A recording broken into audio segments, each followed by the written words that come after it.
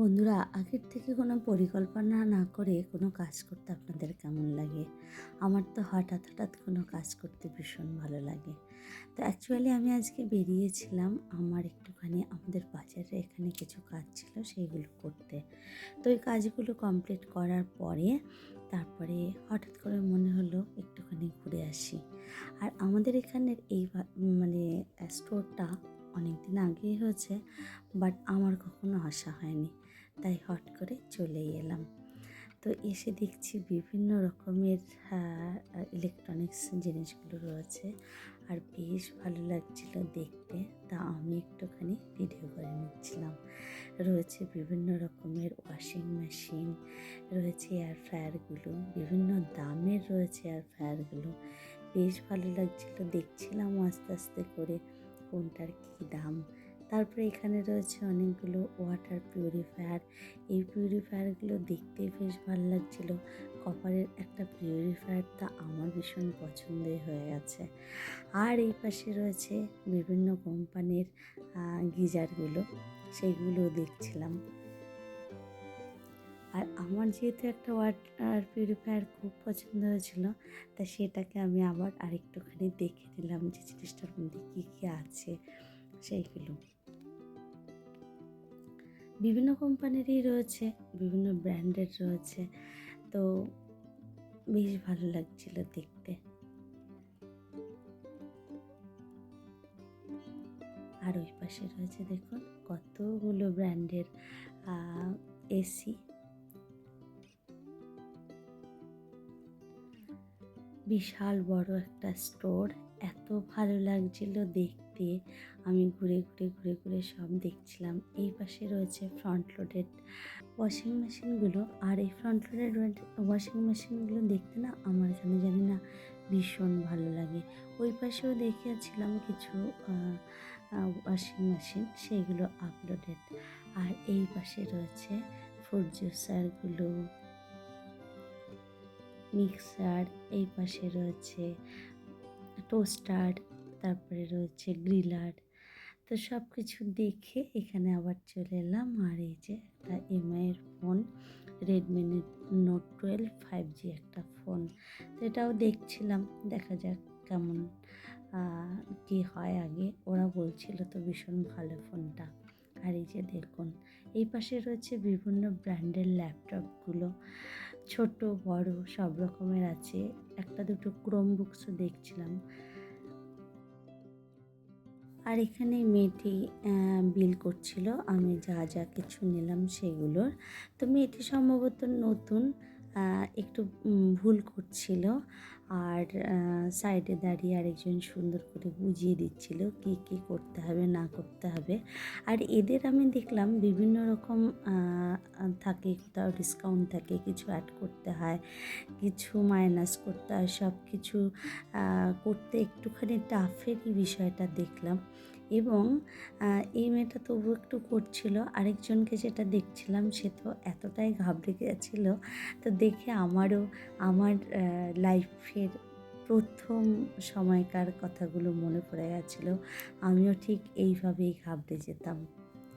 তো ওখানে billing complete করার পরে এখানে আবার নিয়ে আসছে আমাকে। এইবার মোবাইলটাকে ওরা সেট করে দেবে। বাড়িতে গিয়ে আর এই কাজটা আমাকে করতে হবে না। তো এখান থেকে ওরা সেটিং করে দেওয়ার পরে আমি কাউন্টার থেকে আমার প্রোডাক্টগুলো নেব, তারপরে চলে যাব বাড়িতে।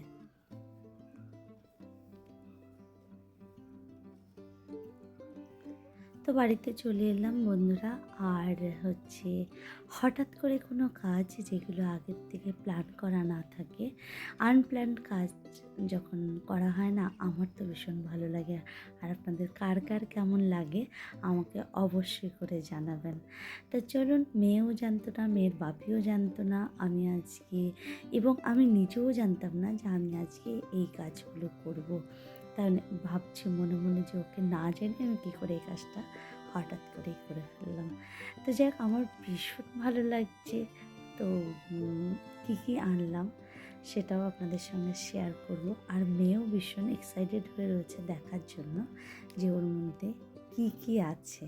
তো আমি বললাম একটুখানি ওয়েট কর, আমি তোকে দেখিয়ে দিচ্ছি।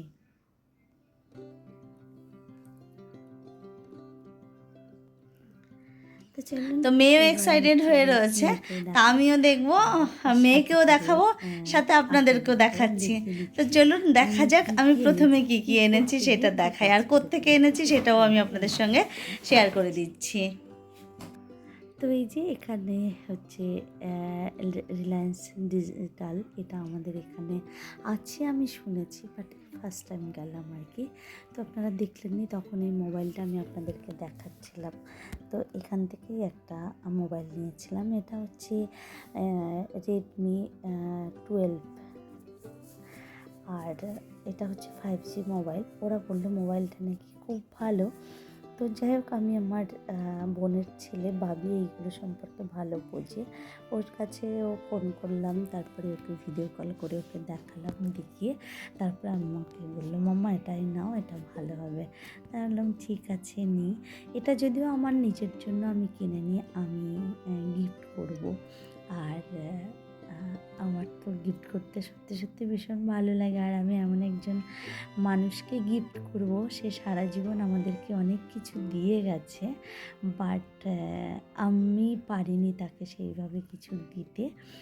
মানে কী বলবো, মানে বলতে পারছি না আমি। অ্যাকচুয়ালি অনেক দিন থেকেই ভাবছিলাম যে কবে দেওয়া যায় করে।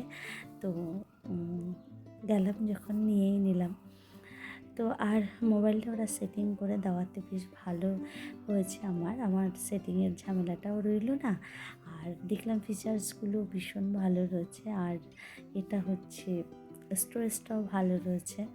তো সব কিছু মিলিয়ে আমার ভীষণ ভালো লাগলো। আর আপনাদের কেমন লাগলো অবশ্যই করে কিন্তু কমেন্ট বক্সে জানাবেন। আর নিয়েছি এই যে আরেকটা জিনিস আছে, সেটা আজকে দেয়নি, ডেলিভারি করবে কালকে। তো কালকের ব্লগ আসলে আমি আপনাদেরকে দেখিয়ে দেবো। সেটার সঙ্গে এই তিনটে কম্বাইন করে আমি জিনিসটা নিয়েছি। তো এখানে রয়েছে একটা হ্যান্ড ব্লেন্ডার। এটা আমার অনেক দিনের ইচ্ছা ছিল নেওয়ার। তো ওরা যেগুলো দিচ্ছিল সেইগুলো নন ব্র্যান্ডেড, ব্র্যান্ড তো অবশ্যই, বাট একটু কম দামের। তো আমি আবার যে কোনো জিনিস কিনতে গেলে আমার সবসময় মনে হয় যে আমি একবার কিনবো যেহেতু, তো আমি একটুখানি ভালো দাম দিয়ে ভালো ব্র্যান্ডের কিনি। তো সেই কারণেই আমি এই দুটো জিনিস আমি মানে ওদের সঙ্গে বলেই নিয়েছি। এর জন্য আমাকে এক্সট্রা পেও করতে হয়েছে অনেকটা। একটা রয়েছে ফিলিপসের স্ট্রেটনার, হেয়ার স্ট্রেটনার, আর একটা রয়েছে হ্যান্ড ব্লেন্ডার। আর এই হ্যাভেলসের এই হেয়ার ড্রায়ারটা, এটা বেশ ভালো। ওটার দামটাও না খুব একটা বেশি নিয়েছিল না, আরও 3 বছর আগে নিয়েছিলাম।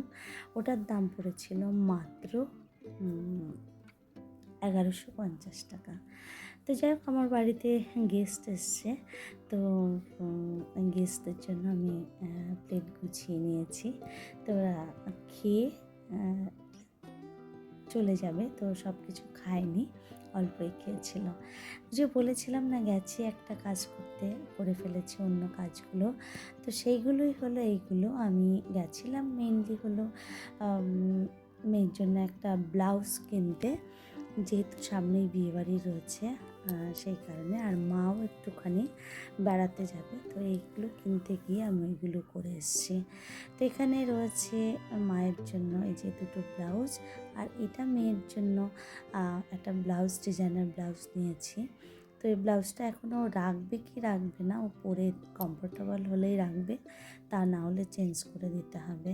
তো যাই হোক, আমি এই দুটোর জন্য মেনলি যাওয়া। আর ওখানে আমার ঠাকুরঘরের ছোটো গ্লাসগুলো কিছু কিছু ফেটে যাচ্ছিলো বলে, তো আমি ওখান থেকে ওই কটা 6টা গ্লাস আর একটা স্ট্রেনারও নিয়ে নিয়েছিলাম। ব্লাউজটা আমার কাছে বেশ ভালো লেগেছে। ওর ড্রেসটা যেটা পরবে সেটার সঙ্গে কতটা যাবে আমি এখন সেটা বলতে পারি না। তো এই ছিল আমার শপিং। আর আমি চলে এসেছি কোথায়, আপনারা হয়তো একটু একটু বুঝতে পারবেন যারা আমার পুরনো ব্লগ দেখেন, সেখানে আছে। তো মেনলি আমি চলে এসেছি হলো আমার বাবার বাড়িতে আমার হাজব্যান্ডের সঙ্গে। এখন রাত যদিও 1:30 পৌনে 9টা বাজে। আর এটা হচ্ছে আমার বাবুর জন্য আমার তরফ থেকে গিফট। বাবু তো আমাদেরকে সারা জীবন অনেক কিছু দিয়ে গেছে। তো আমিও যে দিই না তা নয়, হয়তো একটু দামি এই ধরনের গিফট এই ফার্স্ট টাইম আগে আমি কখনো এতটা দামের গিফট দিইনি, প্রয়োজন পড়েনি। তো যাই হোক, বাবুর হাতে দিলাম। বাবুর এক্সপ্রেশনগুলো সবসময় এরকম থাকে, মনে মনে খুশি হলেও বাইরের থেকে দেখাতে চায় না। তার কারণ হচ্ছে, ওনার বক্তব্য হচ্ছে, আমি যদি খুব খুশি হয়ে যাই তাহলে তোমরা আবার এই কাজগুলো করবে।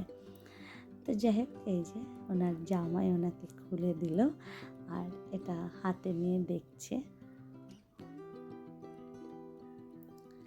আর এখানে মা জামাইয়ের জন্য চা তৈরি করেছে, মানে চা বসিয়েছে। তো চাটা খেয়ে আমরা চলে এসেছি বাড়িতে। এখন রাত 10টা মতন বাজে। তো আমার বাড়িতে একটুখানি খাবার রান্না করার দরকার ছিল, সেটুকু আর হবে না। তো মায়ের কাছ থেকে আমি অল্প একটু খাবার আবার নিয়ে এসেছিলাম। মা আমাকে খেতে বলেছিল, আমি বললাম যে না, খাবো না, তুমি আমাকে দিয়ে দাও, বাড়ি গিয়ে খাবো। আর এখানে মা বসেছে সব গোছাতে। চলুন, আজকের মতো ব্লগটা এখানেই রাখছি। আপনারা সবাই ভালো থাকবেন, সুস্থ থাকবেন। আর আমার ব্লগটা কেমন লাগলো অবশ্যই করে আমাকে জানাবেন। দেখা হবে নেক্সট ব্লগে।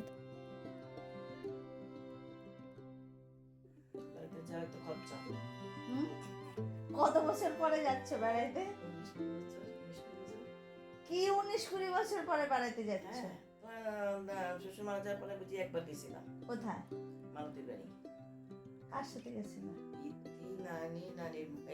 ইতি পরের সঙ্গে মনে হয় আগে গেছি না পরে গেছি মনে হয়, কিন্তু একবার ওর সঙ্গে গেছি মনে হয়। ও তা জানি না, বলতে পারবো না। হয় তো তুমি তো মানে বেড়াতে বলতে আমি এই বেড়ানোর কথা না, তুমি তো ঘুরে আসলে। আরো অসুস্থ হওয়ার 1 বছর আগেও তো ঘুরে আসলাম বোধ হয়।